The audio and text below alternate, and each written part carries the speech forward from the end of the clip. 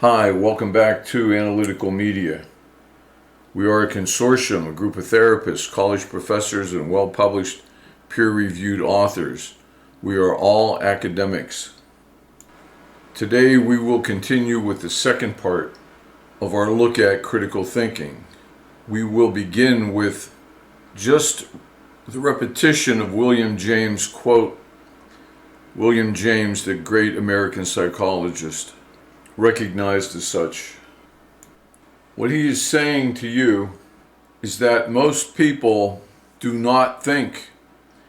He says the great many people think that they are thinking when they are merely rearranging their prejudices.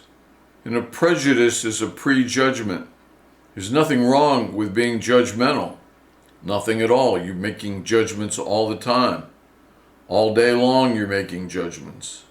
What school to go to, whether you can skip class today, what car you should buy, should you get winter tires. You're making judgments. You're weighing the facts and coming to a decision, a conclusion, trying to do the smart thing. There's no reason to buy winter tires if it's not going to snow much. They're expensive. On the other hand, if it's going to snow a lot, you should buy winter tires because it's cheaper to buy winter tires than it is to buy a new car if you wreck it in the snow. However, a prejudgment or a prejudice is always a mistake. A prejudgment comes before it should come. You're not done thinking. And a prejudice is usually used to describe negative thinking about an ethnic group, a religion, or even a political party. One can be prejudiced to say no reason to think about it, no reason to go through a thought process because all of those people of that particular religion are no good. All of those people of that particular faith are no good. I don't need to know any more about Republicans. I don't need to know any more about Democrats. It's a prejudgment. Who said that? A Republican. Maybe a Democrat. That doesn't matter because I know what Republicans are. I know what Democrats are. Don't have to look at the facts. That's a terrible mistake. You need to look at the facts. And what this shows you is that you cannot take thinking for granted. You cannot assume that you can think or that anyone else can think. You can assume that you are conscious. You're conscious. You woke up this morning. But you cannot assume that you are really thinking about anything. William James was not confusing thinking with consciousness.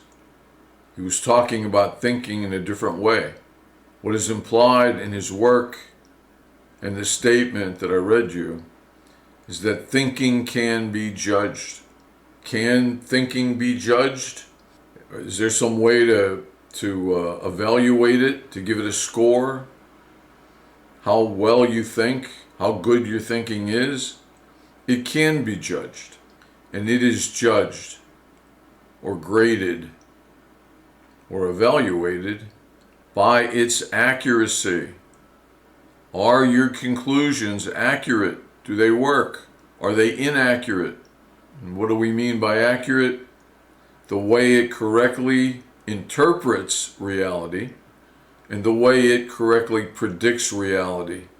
When William James says that a great many people think that they are thinking, what he's saying is they're not. They think that they are thinking, but they aren't thinking. So he's saying that in this world, the only people that are really thinking are critical thinkers. If you're not thinking critically, you're not thinking. You're just rearranging what you already know. No new thoughts, no conclusions, no predictions of reality. You're simply rearranging what you already know. Prejudgments or prejudices. And remember, a prejudgment or a prejudice occurs before it should. The judgment. And you see that, as I said, with ethnicity. You say, well, that person's prejudiced because he thinks very badly of, name the group, brown people, white people, yellow people, any shade in between. He thinks badly of those people. You could have a positive prejudice, by the way, and you see that with a lot of Asian people. When they're in school, in college, and we have Asian students, sometimes they're referred to as the curve breakers because they're so smart. People prejudge people. And they look at someone's eyes and they look at their skin color and they decide that's a curve breaker. That's a positive thing. They're so smart. They ruin the curve for everybody else, for all us dumb people. And we can have negative prejudices, of course, towards all kinds of people. There are offensive terms used by every nationality and race towards other nationalities and other races, and we know them, and of course they're wrong. I don't care who in your family you respect and love. If they are prejudiced towards a certain race of people, a group of people, a certain ethnicity, a certain religion, they're prejudiced, negative prejudice. They're not good people. They're wrong. You want to judge someone of a certain color. Remember, that judgment cannot be of everyone of that color. If you want to judge someone, you have to know that someone. You have to interview that someone. You have to talk to that someone. That someone could be the nicest person in the world, or they could be the worst person in the world. But we don't know that by the color of their skin. We don't know that by their religion. All the studies show that everything's equal. IQs are equal. They follow the normal curve. We should go into that sometime, but I'd have to have some graphics for you to see to explain the normal curve, which shows the distribution of every quality that humans have. Shoe size, IQ, everything. But you'll see that white people don't have a higher IQ than brown people. Yellowish people don't have a higher IQ than white people or black people or brown people. We look at standard deviations from the mean. We know that 68% of the population is going to have an IQ of exactly 100. 68%. And about 12 to 14% will have an IQ of 112. And just a few percent will have an IQ of 120, and even less at 130. But it's not a comparison of brown people to white people. It's a comparison of individuals in that group, of which skin color means nothing. Absolutely nothing. Every study shows that. So a prejudgment is always wrong, meaning you shouldn't do it. It doesn't work. And that's a fact. And another fact for you to comprehend, to ingrain into your mind, perhaps most of anything else, is that you need to be correct in life. Your thinking has to lead you to correct places, or you will destroy your life and probably the lives of those around you. You need to be correct. You need to understand why your mother said that to you. Did she say it to you because she loves you? Or did she say it to you because she's jealous of you and wants to humiliate you and degrade you? And those people out there, some of you say, whoa, stop, that can't be my mother. My mother's a wonderful person. All mothers are wonderful people. They would never do something to hurt me. Well, there's other people out there that are laughing because they know that's not true. There are mothers who do dislike you, who give you conditional love and always have.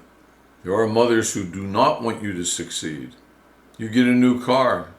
It's a nice car. It has leather seats, air conditioning, electric windows, and the mother goes for a ride with you in your car.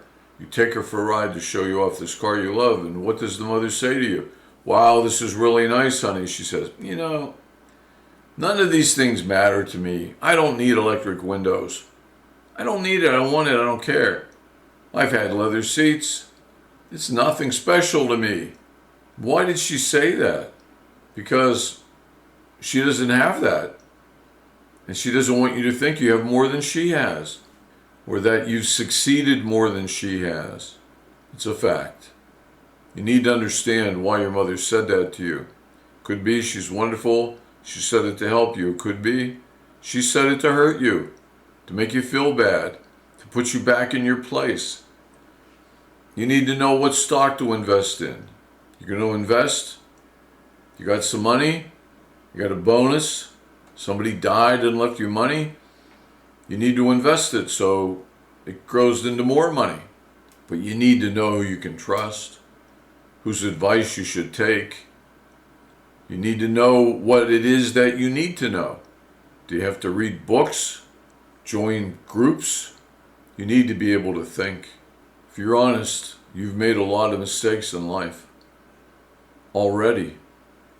You trusted someone who you thought would never hurt you and did hurt you. You loaned money to someone you knew would pay you back, but they never did pay you back, and you need that money. You posted something online which you regret greatly.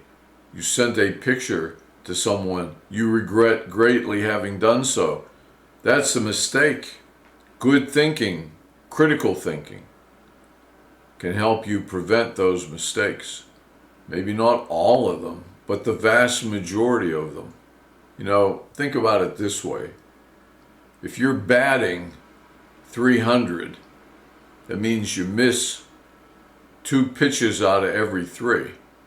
You only hit 1 out of 3. That's pretty good. That's major league playing. Now, nobody bats 1,000. That means you hit every one. Every one that comes your way, you hit it. But you can go from some people, if I may interrupt myself, some people would love to bat 300, but they only bat 200, and that still could keep you in the major leagues. But some people can't bat more than 100, 150. Well, they're not going to be in the major leagues unless they got the best arm in baseball.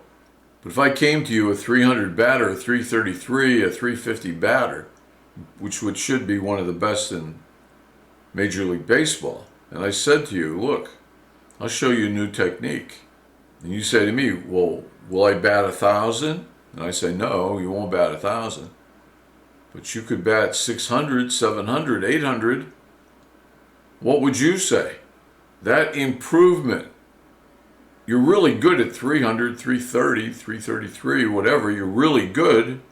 But if you could get to 400, you'd be the best player in baseball. 500. You could really help yourself. And the same thing is true with critical thinking. No, you're not going to get every decision right, but you're going to greatly improve it. You're going to be batting way up there, 750, 800, who knows? We can't take thinking for granted. We can take consciousness for granted. I mean, you wake up every day no matter what, and you're conscious and you're walking around and you're thinking and you're feeling, but you can't take thinking for granted. You need to know some things. You need to understand some logic. And we're going to learn that in this course. The difference between inductive logic, deductive logic. You've heard of algorithms. Algorithm is just logic. Lots of people, when they're learning to program, they study logic. That's a philosophical course. Probably today they offer those courses in computer engineering, computer programming. So thinking has got to be a judgment, a decision, and it is a logical conclusion. You've thought about it, you weighed the options, you correctly evaluated them with logic. If that decision is right, if most of your decisions are right, good. If you have made some bad decisions, if you've been wrong, and that's what bad is, wrong. Good is right. You're correct. You added everything up. You added it up correctly. It's good thinking because it gave you the right answer. Thinking is not prejudice. Thinking will be good when it's correct. It's brought you to a correct answer. It will be wrong when it's brought you to an incorrect answer. And we need to correct that thinking so that you think correctly. In some forms of therapy, that's it 100%. With Jung, with Abraham Maslow. And I know I've mentioned Maslow a lot. You may never have heard of him before, but if you're in teaching, in college, they taught you his hierarchy of needs to make you a better teacher. You studied Abraham Maslow. If you're in nursing, they taught you Abraham Maslow and his hierarchy of needs. If you were in medicine, they taught you his hierarchy of needs. Physiological needs at the bottom, safety needs, love and belonging needs, right up to the top, which would be self-actualizing needs, the needs to grow, which is critically important. So I'm saying, yes, many therapists would treat what some people would call mental illness or mental ill health simply by correcting your thinking, by teaching you how to think, to get you back on the road to success. So thinking can be correct or incorrect. If it's correct, you get the A. If it's incorrect, you get less than an A.